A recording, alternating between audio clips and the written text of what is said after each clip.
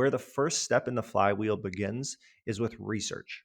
And what research is saying is it's saying that, like, hey, go find out about your customer and build personas around them. So that starts to mean, okay, let me go look at all of my Google reviews, Amazon reviews, website reviews, all that good stuff. Could also mean just look at like customer data on the back end, as well as just checking out comments on your social platforms, anything along those lines. After you've built those personas out, you continue through the flywheel to actually prioritize. Well, here are the personas. What angles should we actually go after these personas with during an ideation and prioritization phase?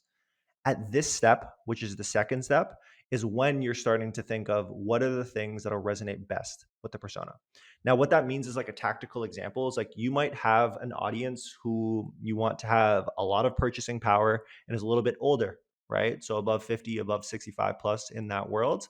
What that means for your hook is that it might be a lot slower and it might be a lot easier to understand, in all honesty, at that point, right? But if you're going after a younger demographic where it's a very impulse purchase, you might just have it be super quick and cut along the way. So that's the context I'll provide. That's why I can't really say it's what should you do immediately. But in terms of things that I've seen work really well, let's call it, I can share some examples after the call too. There's a bunch of decks that we have put together.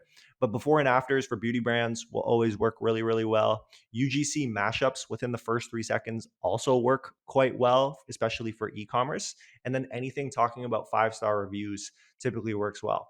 I don't think I have anything earth shattering here by any chance, any sense. But it starts to really come down to that persona, and then once you know the value prop that you're going to serve the persona, that's where you can get creative and start to fit in mashups, before and afters, 5-star reviews, all of that kind of stuff.